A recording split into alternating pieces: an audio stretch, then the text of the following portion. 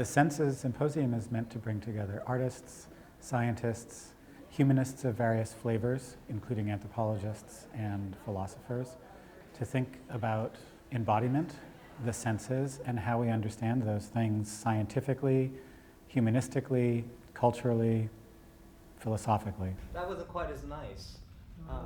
It was a little harsh.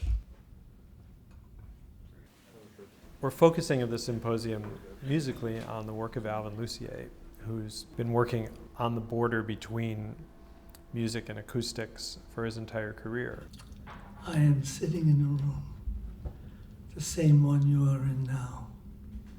I am recording the sound of my speaking voice. I am sitting in a room, the same one you are in now. I am recording the sound of my speaking voice. I am sitting in the room, the same one you are in now. I am recording the sound of my speaking voice. The work that he'll be performing, I Am Sitting in a Room, exploits the resonant frequencies of whatever room it is that he's sitting in. And through a process of iterative feedback, amplifies those frequencies until the sound that remains is very difficult to interpret as speech.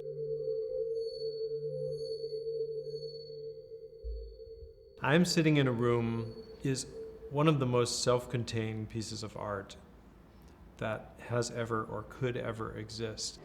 And you wrote me in an email that the idea for the piece had been triggered by the work of Bose. I had worked with a scientist.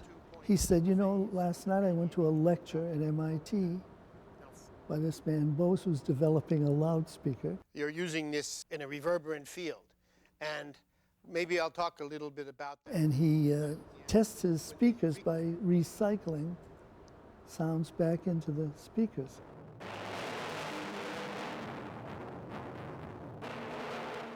I thought, well, that's something I should try out, and I did.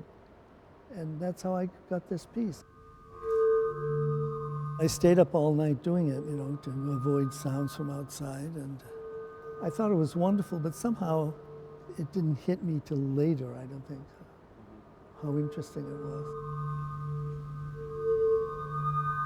The Center for Art, Science, and Technology is an institute-wide initiative to try and foster this very important discussion about how technology changes us and how we might want to change technology in addressing our place in the environment, in the city, in the world. And reverb is a primary ingredient in music production. This is an example of a song that you guys probably know. It's For the Love of Money by the OJs. And I've got just the introduction here. It's just a bass line. And what the engineer did is he plays the first little riff, which is the first 5 seconds here, with quite a lot of reverb on it. It sounds like it's in a stadium. And then he turns it off over the second repetition.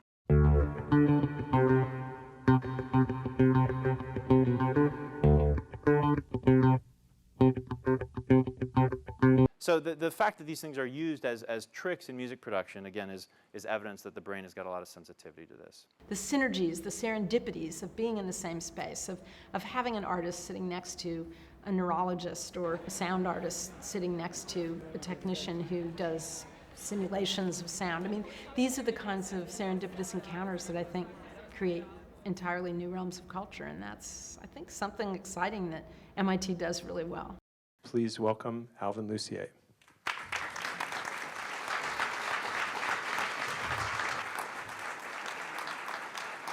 Somebody said my music is about revealing sounds that are always there, but you've never heard them exactly. I am sitting in a room, the same one you are in now.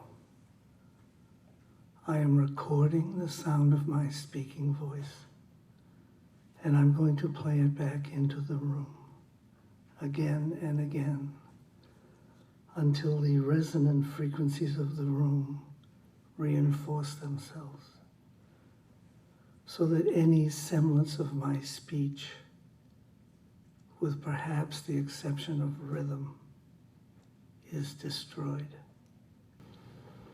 I am sitting in a room, the same one you are in now.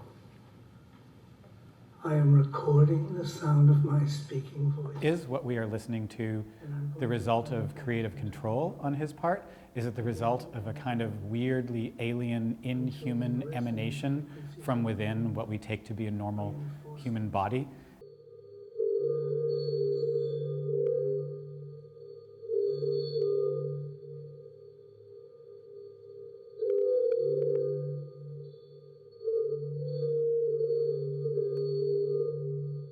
MIT's been an important place for me. You are important to MIT as Oh, well.